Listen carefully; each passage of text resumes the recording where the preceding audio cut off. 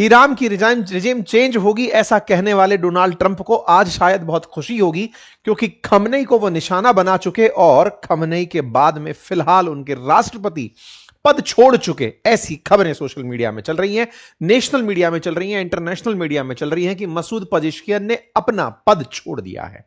और छोड़ने के साथ साथ उन्होंने आईआरजीसी कमांडर्स को जिम्मेदार ठहराया है कि इनके चलते मैं राष्ट्रपति नहीं रह पाऊंगा। मसूद पेजेश्कियान की सारी कहानी जानेंगे। आईआरजीसी के ऊपर इनके द्वारा फोड़ा गया ठीकरा सही है या केवल फेक खबर, या वेस्टर्न मीडिया ने जबरदस्ती ईरान के अंदर बगावत दिखाने के लिए एक खबर प्लॉट की है। सारी बातें डिटेल में आज जानने का प्रयास करेंगे, क्योंकि खबर यही है कि यह वाकई में दरार है या पश्चिम के द्वारा फैलाई गई रार है। चलिए शुरुआत करते हैं, क्योंकि कहीं ना कहीं ईरान इस बात पर सफाई दे रहा है कि यह मीडिया रिपोर्ट्स झूठी हैं, लेकिन खबर भी ईरान के मीडिया से ही आई है। इसलिए आज का सवाल है कि क्या मसूद पेजेश्कियान, ईरान के राष्ट्रपति ने अपने पद से इस्तीफा दे दिया है।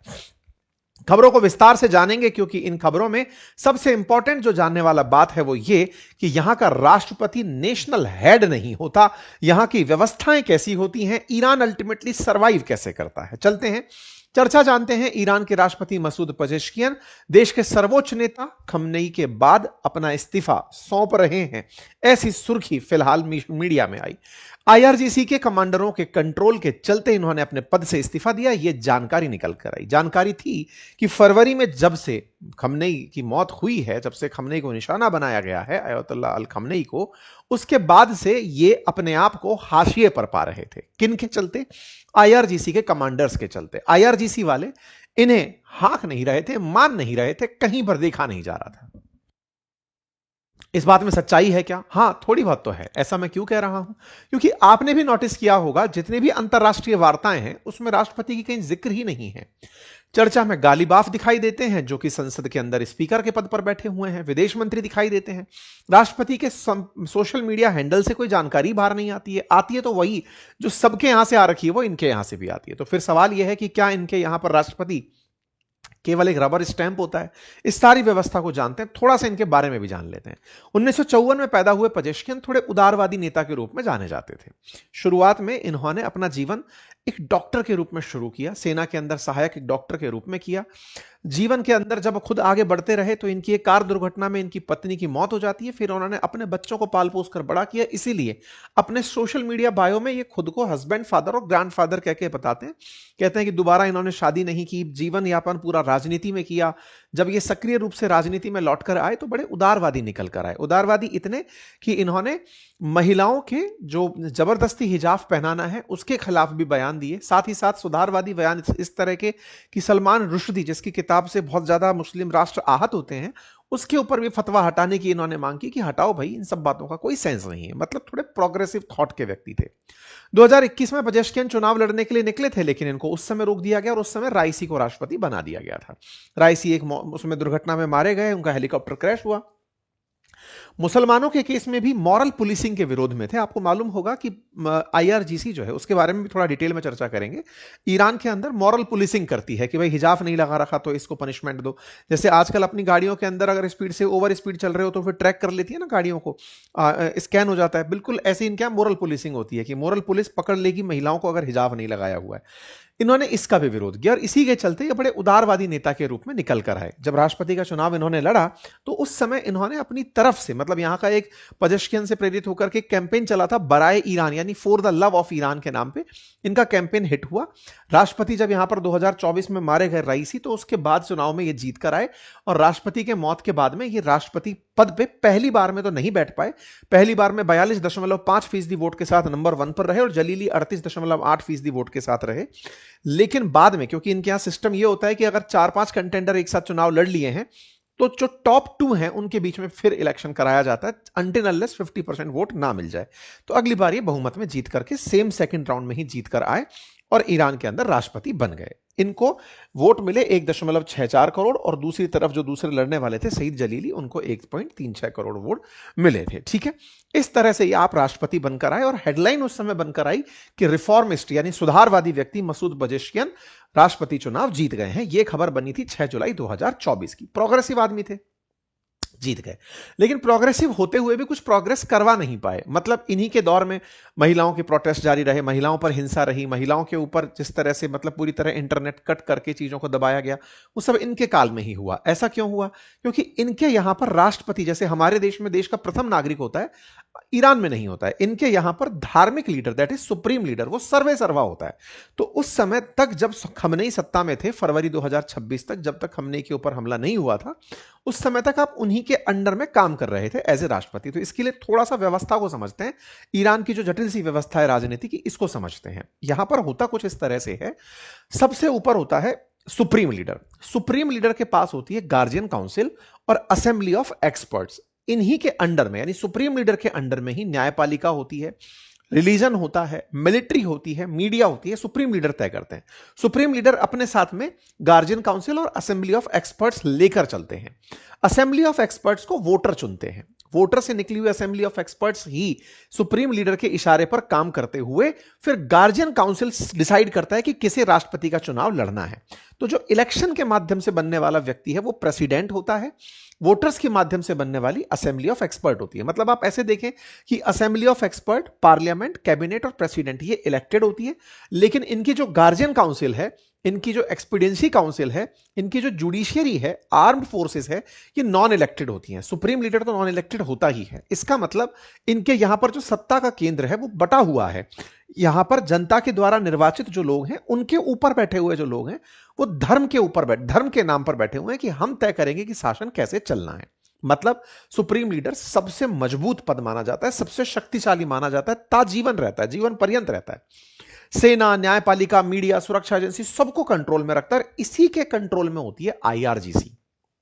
मतलब यहां पर थोड़ा सा ऐसे समझिएगा कि सेना जो है, जो बॉर्डर की सुरक्षा करती है, वो अलग पार्ट है, लेकिन जो रिवोल्यूशनरी गार्ड्स हैं वो केवल सुप्रीम लीडर के होते हैं। सुप्रीम लीडर की पर्सनल सेना है आईआरजीसी। जब से सुप्रीम लीडर आए, यानी कि सत्ता परिवर्तन जब 1979 में ईरान में हुआ, तब से उन्होंने अपनी सत्ता को बनाए रखने के लिए यह कदम उठाया था आईआरजीसी का। ठीक है, आईआरजीसी का सिंपल सा काम है कि सुप्रीम लीडर जो चाहते हैं, चाहे देश में चाहे विदेश में, उनका स्टैंड कैसे लेना है। आज मुज्तबा खमनेई सुप्रीम लीडर है, तो इन्हीं का काम कराया जाता है। ठीक है, राष्ट्रपति को सरकार का मुखिया मानते हैं, लेकिन इनकी शक्तियां सीमित होती हैं। विदेश नीति, राष्ट्रीय सुरक्षा, रणनीतिक मामलों में उनकी शक्तियों को बहुत लिमिट में रखा जाता है। तीसरी चीज होती है संसद, जैसे आप मजलिस कहते हैं। संसद के द्वारा पारित कई कानून लागू होने से पहले शक्तिशाली संस्थाओं की मंजूरी लेकर ही पास होते हैं। एक है गार्जियन काउंसिल, जिसमें 12 सदस्यीय संस्था होती है, जो चुनाव लड़ने वाले उम्मीदवारों की जांच करती है, पता लगाती है कि क्या इन्हें चुनाव में भेजा जा सकता है या नहीं। कुल मिलाकर के मसूद पजेश्कियन जो हैं, वो राष्ट्रपति थे।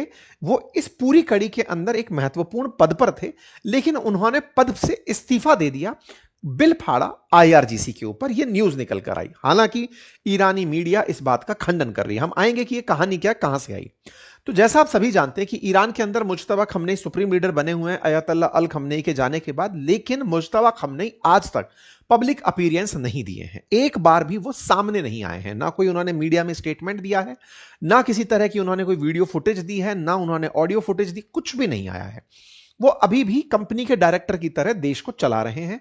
उनके सामने सेना प्रमुख हैं, आईआरजीसी कमांडर्स हैं, उनके माध्यम से ही संदेश भेजते हैं, रिटर्न संदेश आते हैं। जंग के बाद से ही गायब है, किसी ने उन्हें नहीं देखा है। इसी के चलते आईआरजीसी यानी इस्लामिक रेवोल्यूशनरी गार्ड कॉर्प्स, जो कि ईरान के अंदर सुप्रीम लीडर की सेना कहलाती है, वो पूरे मामलों के फैसले ले रही है। अब चर्चा यह भी है कि क्या वाकई में मुज्तबा खमनेई होश में भी है या नहीं। कहा जा रहा है कि मसूद पजेश्कियन उनके इलाज में शामिल थे, क्योंकि पिछली बार आप हेल्थ मिनिस्टर रहे थे।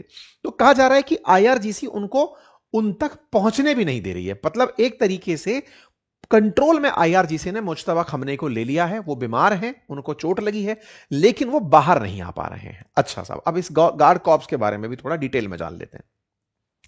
जब ईरान में रेवोल्यूशनरी क्रांति हुई, इस्लामिक क्रांति हुई, उसके बाद में यह तय किया गया कि सेना तो चलो सेना के तरीके से चलेगी, अंतरराष्ट्रीय स्तर पर चीजों को सुरक्षित करेगी, लेकिन अगर किसी को प्रदर्शन रोकने हो, धर्म के विरुद्ध प्रदर्शन करने वालों को रोकना हो, या फिर विदेशों में लड़ने के लिए स्पेशल टीम बनानी हो, या फिर खुफिया तरीके से जानकारी जुटानी हो, तो एक अलग फोर्स की जरूरत पड़ेगी, जिसे आईआरजीसी कहते हैं। हमने इसके ऊपर एक सेशन भी किया था, अगर आपने नहीं सुना है तो जरूर सुनिएगा, डिप्लोमेटिक डेस्क पे किया था, जहां पर एक मेजर जनरल साहब ने आईआरजीसी के साथ उनके जो एक्सपीरियंस थे वो शेयर किए थे कि कैसे होता है। खैर, यहां पर बशीज फोर्सेस के माध्यम से, कुद्स फोर्सेस के माध्यम से, नेवी के माध्यम से, प्रॉक्सी वॉर्स के माध्यम से आईआरजीसी जो है वो मतलब झंडा कैसे बुलंद रहना है सुप्रीम लीडर का, यह तय करती है। यही आईआरजीसी वर्तमान में यह फैसले ले रही है कि हमें स्ट्रेट ऑफ हॉर्मुज बंद करना है। मतलब अब तक कभी भी, जब तक खमनेई थे तब तक सारे फैसले खमनेई ले रहे थे। मुज्तबा खमनेई के बीमार होने के बाद से राष्ट्रपति को सुना नहीं जा रहा है, आईआरजीसी ईरान के संबंधित सारे फैसले ले रही है। मैंने इस सेशन में ये डिटेल में चर्चा की है, समय मिले तो देखिएगा। हमने यहां पर एक जनरल साहब आए थे, उनके साथ में इस बात को की थी, पूर्व डिप्लोमेट के साथ मिलकर के। ठीक है, आप चर्चा को सुनिए। एक और जानकारी मैं बीच में ऐड कर देता हूं, मैं फिर मिस कर जाऊंगा। यदि आप भी अपने बच्चों को एआई सिखाना चाह रहे हैं ना, देखो हमारे बच्चों ने ना बहुत सारी चीजें बनाई और अभी हम वो रेगुलर शेयर कर रहे हैं। कोर्स के विज्ञापन से लेकर के बहुत सारे इमेजेस क्रिएट करने से लेकर के, एक बहुत ही बेहतरीन एक बच्चे हैं जो विजुअली इंपेयर्ड हैं, उन्होंने एक बहुत खूबसूरत तस्वीर बनाकर हमें शेयर की। इमेजिनेशन से एआई के थ्रू लोग बहुत अच्छी अच्छी गूगल प्रॉम्प्ट से तस्वीरें जनरेट कर रहे हैं। लोग अपने तरीके से बहुत अच्छी अच्छी चीजें बना करके देख सकते हैं आप कैसे इन्होंने प्रॉपर तरीके से ड्राइंग्स बनाई हैं, खूबसूरत इमेजेस बनाई हैं।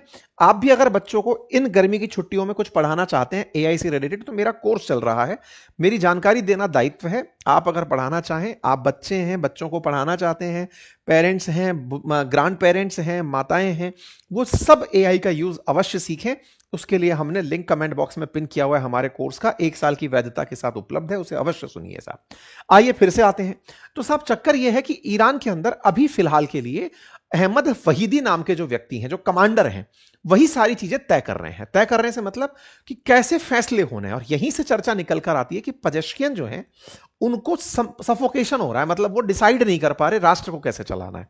इसके पीछे का तर्क क्या है? अभी आपने गालिबाफ जो है यहाँ के स्पीकर जो हैं संसद के, उनको पाकिस्तान जाते हुए सुना था, उनको आपने कई जगह अमेरिका से डिस्कशन करते हुए सुना था, जबकि अमेरिका ने अपने उपराष्ट्रपति को भेजा था, लेकिन ये अपने स्पीकर को भेजे थे, विदेश मंत्री को भेजे थे। मतलब इन्होंने राष्ट्रपति, जो कि इनके यहां पे सुप्रीम व्यक्ति नहीं है, उसको ना भेज करके सेकंड लोगों को भेजा था। राष्ट्रपति और विदेश मंत्री धीरे धीरे आईआरजीसी ने दोनों को हाशिए पे सरकाना शुरू किया और गालिबाफ को चमकाना शुरू किया। ये बातें बहुत सी चीजों में निकल कर आई। अमेरिका ने मल्टीपल टाइम ये कहा कि हम चाहते हैं वार्ता करना, करे किससे ये समझ नहीं आ रहा है। ठीक है, ऐसे में ये खबर बाहर निकल कर आती है कि क्या उन्होंने पद से इस्तीफा दे दिया है। अब फैक्ट की बात करें तो फैक्ट ये है कि ईरान वालों ने इस बात का खंडन किया है। जबकि ये खबर कहां से आई थी? तो एक ईरान इंटरनेशनल नाम का न्यूज चैनल है जो कि ईरान के बारे में काफी अच्छी खबरें निकालता है, तो उसी ने एक्सक्लूसिव खबर ये निकाली थी कि उन्होंने अपना रेजिग्नेशन दे दिया है। लेकिन इसी के बाद में ईरानी मीडिया बाहर निकल कर आई और लोगों ने तर्क यही निकाला कि साहब, खुद मसूद पजेश्कियन इस तरह से लिखते हैं कि साहब मेरे लिए बहुत मुश्किल हो रहा है, confronting major challenges without ending hardship is impossible, crossing this rugged and winding path is only possible through public awareness and cooperation, we must explain the existing reality to the people so that all segment of society participate in solving problem, this shared pain will never be healed separately. इनके इस तरह के जो बयान आ रहे थे, IRGC इनसे खफा थी। मैसेजेस से यही मायने निकाले जा रहे थे कि ये ग्रीफ में है, ये जिस तरह से आईआरजीसी मुद्दे को सुलझाने के प्रयास कर रही है, लोग भुखमरी में मर रहे हैं, लोग गरीबी में मर रहे हैं, माल बिक नहीं रहा है, दिक्कतें आ रही हैं, बोले ऐसे नहीं चलेगा। इनके इस बयानों से इस बात का मीनिंग निकाला गया कि इन्होंने पद छोड़ दिया है। हालांकि ईरान सरकार की तरफ से जो मेहदी ताबताई हैं, उन्होंने सोशल मीडिया पर इन्हें पूरी तरह झूठी खबर बताया। उन्होंने कहा कि यह वेस्टर्न मीडिया का फैलाया हुआ झूठ है, वो ईरान के बारे में दिखाना चाहते हैं कि देखो हमारे यहां स्थिरता है, ऐसा कुछ नहीं है। जैसा भी है, लेकिन यह तो सच है। इस तरह के बयानों को अगर आप पढ़ें तो इससे यह भाव निकल कर आता है कि राष्ट्रपति अपने देश के ऊपर टिप्पणी कर रहे हैं, लेकिन वो सेंस नहीं बताना चाहते हैं कि किसकी वजह से है। आप सफाई दे रहे हैं, कुछ तो मैसी है, कहते हैं ना जंगल में धुआं उठी है तो आग तो लगी है, लेकिन वो बता नहीं रहा है कि वो जला क्या है। ठीक है, खैर आधिकारिक पुष्टि इस बात की नहीं है, जैसी भी कोई पुष्टि आएगी हम आप तक जरूर पहुंचाएंगे। आप लोगों को क्या लगता है, क्या वाकई में ईरान के राष्ट्रपति ने दबाव में इस्तीफा दे दिया होगा? कैसा सोचते हैं अब तक के अपडेट से जरूर कमेंट बॉक्स में बताइए। बाकी कोर्स का लिंक कमेंट बॉक्स में है। बच्चों को बहुत कुछ सिखाइए। हमने कल ऐप बनाना सिखाना है, उसके बाद में वेबसाइट बनाना बच्चों को सिखा रहे हैं, आप भी सिखाइए। धन्यवाद।